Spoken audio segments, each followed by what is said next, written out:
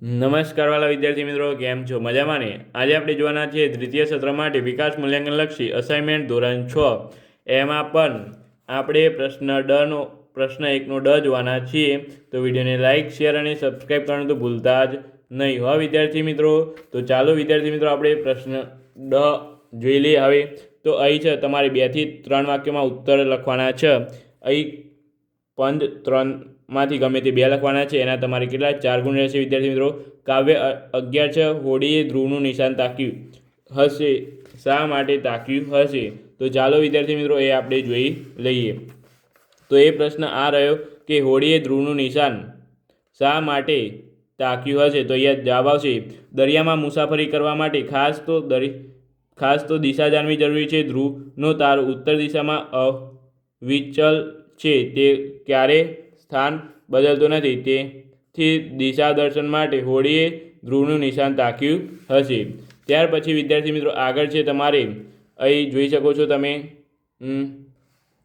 હોડીને દૂર શું છે, નજીક શું છે, શા માટે કહ્યું? તો આ રહ્યો પ્રશ્ન કે હોડીને દૂર શું છે, નજીક શું છે, શા માટે કહ્યું? તો સફર કરવાની ઈચ્છા શક્તિ પ્રબળ હોય ને લક્ષ્ય નક્કી હોય તો એ સ્થાન નજીક છે, અને દૂર છે એ પ્રશ્ન મહત્વનો રહેતો નથી. દૂર નજીકનો ભેદ રહેતો નથી. તેથી હોડીને દૂર શું, નજીક શું એમ કહ્યું છે. ઓકે. ત્યાર પછી આગળનો 3 નંબરનો પ્રશ્ન આ રહ્યો હોડીના ઉદાહરણ દ્વારા આપને શાની વાત કરવામાં આવી છે? તો એ જ પ્રશ્ન અહીંયા છે. હોડીના ઉદાહરણ દ્વારા આપને શાની વાત કરવામાં આવે છે? તો આ રહ્યો એનો જવાબ. બરાબર. તો અહીં છે વિદ્યાર્થી મિત્રો તમે જવાબ જોઈ શકો છો કે કાવ્યમાં હોડી એક પ્રતીક છે, સાધન છે. અફાટ દરિયો એ જીવન છે. જીવનરૂપી યાત્રામાં હોડીની મદદથી આગળ વધવાનું છે. ભલે ગમે તેટલા ઝંઝાવતો આવે, મંજિલ નક્કી છે. પ્રબળ ઈચ્છાશક્તિ છે, સાહસ છે, તો પથ તો સઘળા મોકળા છે. આમ હોડીના ઉદાહરણ દ્વારા આપને જીવનયાત્રા આશાવાદની પ્રેરણા મળે છે. ઓકે વિદ્યાર્થી મિત્રો. તો આ થઈ ગયું ચેપ્ટર નંબર 11. હવે આપણે ચેપ્ટર નંબર 14 જોવાના, એટલે કે કાવ્ય 14 જોવાના છે. વિડીયોને લાઇક, શેર અને સબસ્ક્રાઈબ કરવાનું તો ભૂલતા જ નહીં હો વિદ્યાર્થી મિત્રો. તો અહીં ચેપ્ટર નંબર 14 જોઈ લઈએ. હવે તો અહીં ચેપ્ટર નંબર 14 છે ધૂળો કેમ ભૂલો પડ્યો, ધૂળો કેમ નાસી ગયો, અને ધૂળો એ પોતાની સાથે કોણે ગણાવ્યા? તો અહીં પહેલો પ્રશ્ન છે ધૂળો કેમ ભૂલો પડ્યો? તો ધૂળો સમી સાંજે કોટાળા ગામે જવા નીકળ્યો હતો, અને ગામ દૂર હતું. જંગલની વાટે ચાલતા અંધારું થઈ ગયું, તેથી ધૂળો બીજી વાટે ચડી ગયો અને ભૂલો પડ્યો. બરાબર. આટલો જવાબ છે, અને આટલાના તમને વિદ્યાર્થી મિત્રો કેટલા 2 માર્ક્સ મળવાના છે. 2 લાઇનના 2 માર્ક્સ. તો જલ્દીથી અત્યારે તૈયાર કરી દેજો. ત્યાર પછી નેક્સ્ટ પ્રશ્ન અહીંયા છે આપણી પાસે કે ચોર કેમ નાસી ગયો? તો વિદ્યાર્થી મિત્રો એ જવાબ આવશે કે ધૂળાએ હિંમત અને વિશ્વાસથી કામ લીધું, અને પોતાની પાસે 4 કાટલા ભરેલા કોથળા વીંજવાથી ચોરોને બરાબર ઘા વાગ્યા, અને ચોરોથી આ માર સહન થયો નહીં. ચોરોએ વિચાર્યું કે જો આ એકલા એ આટલી બધી શક્તિ હોય તો 12 એક સાથે આવશે તો આપની ગોર ખોદાઈ જશે. તેથી તેઓ જીવ લઈને નાસી ગયા. ઓકે. તો આ પ્રશ્ન છે તમારે ખાસ કરીને જોઈ લેવાનો છે. ત્યાર પછી છે ધૂળોએ પોતાની સાથે કોને ગણાવ્યા?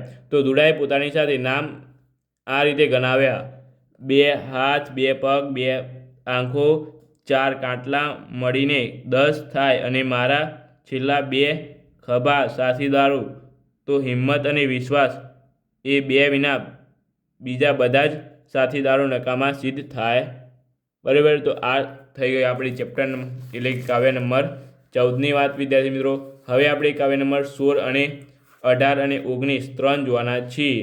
તો વિડીયોને લાઇક, શેર અને સબસ્ક્રાઈબ કરવાનું ભૂલતા નહીં. આપણે દરેક પ્રશ્નનું સંપૂર્ણ સોલ્યુશન મૂક્યું છે, તો ખાસ કરીને જોઈ લેજો. તો હવે વિદ્યાર્થી મિત્રો આપણે જોઈ લઈએ કાવ્ય 16. તો અહીં છે શેરીએ કાવ્ય સાદ. કાવ્યમાં આંબાવાડીનું કેવું વર્ણન કરવામાં આવ્યું છે? તો આ રહ્યો વિદ્યાર્થી મિત્રો કાવ્યમાં આંબાવાડીનું કેવું વર્ણન કરવામાં આવ્યું છે?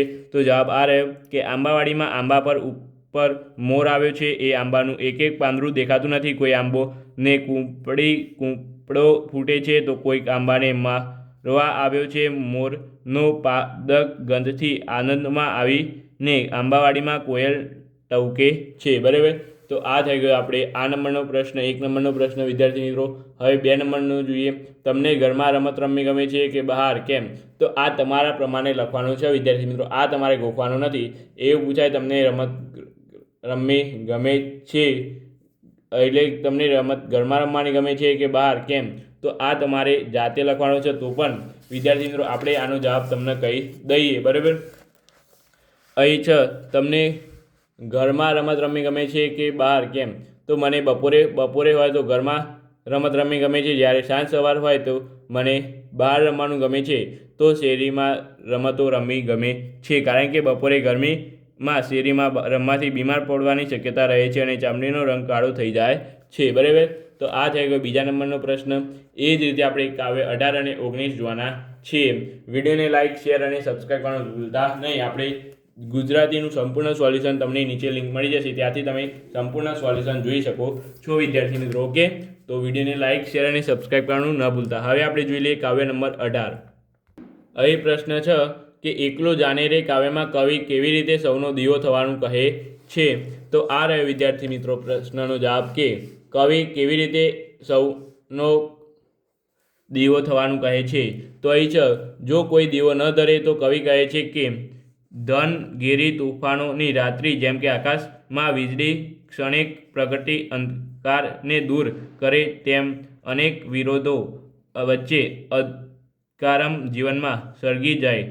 તું જ જીવનપથનો દીવો છે, દીવો થા. આ રીતે કવિ સૌનો દીવો થવાનું કહે છે વિદ્યાર્થી મિત્રો. ઓકે, તો આ ખાસ કરીને જોઈ લેજો. આ આવડી જાય એવું છે અને સહેલું જ છે. બરાબર, એક જ પ્રશ્ન છે આ ચેપ્ટરમાંથી, તો કરી દેજો. એક જ પ્રશ્ન છે. બરાબર, હવે આપણે ચેપ્ટર નંબર 19 જોઈ લઈએ વિદ્યાર્થી મિત્રો. ઓકે, ચેપ્ટર અત્યાર સુધી તમને વિડીયોમાં મજા આવી હોય તો નીચે કમેન્ટ કરી દો કે હા આવા બીજા બનાવો, અને વિડીયોને લાઇક કરી દો તો અમને પણ તમારો સપોર્ટ મળે અને આગળ વધવામાં થોડી મજા આવે. તો ચાલો વિદ્યાર્થી મિત્રો આપણે હવે જોઈ લઈએ કાવ્ય નંબર 18 એકલો જાને રે કાવ્ય કવિ કેવી રીતે સૌના દીવા થવાનું કહે છે. ઓકે, તો કાવ્ય નંબર 18 તો જોઈ લીધું. હવે કાવ્ય નંબર 19 જોવાનું છે. કૃષ્ણને મળવા ગોપીઓ શી તૈયારી કરે છે? તો ચાલો એ પણ હવે એક ક્વેશ્ચન છે તો જોઈ લઈએ. તો એ પ્રશ્ન આ છે કે ગોપીઓ શ્રી કૃષ્ણને મળવા ગોપીઓ શી તૈયારી કરે છે? તો એ જ પ્રશ્ન આ રહ્યો, જોઈ શકો છો તમે. શ્રી કૃષ્ણને મળવા ગોપી શી તૈયારી કરે છે? તો એ જવાબ તમારે આ રીતે થશે કે શ્રી કૃષ્ણને મળવા ગોપીએ 9 સુતાલ પાસે શાકને શીશમની વેલડી તૈયાર કરાવી. એ વેલડીને ધોળો ને ધમડો એમ 2 બળદ જોડ્યા અને અમરા પર જવાની તૈયારી કરાવી. તો વિદ્યાર્થી મિત્રો આપણે અહીંયા તમે જોયું હશે કાવ્ય 11, કાવ્ય 14, કાવ્ય 16, કાવ્ય 18 અને 19 આટલા બધાનું આપણે સંપૂર્ણ સોલ્યુશન તમને આપ્યું છે. તો વિદ્યાર્થી મિત્રો વિડીયોને લાઇક, શેર અને સબસ્ક્રાઈબ કરવાનું તો ન જ ભૂલતા. એક લાઇક, શેર અને સબસ્ક્રાઈબ તો બને જ છે. ઓકે, તો વિડીયોને મળીને આ વિડીયો સાથે. Thank you so much. વિડીયોને લાઇક, શેર અને સબસ્ક્રાઈબ કરી દેજો. તો ચાલો મળીને આ વિડીયો સાથે. Thank you so much.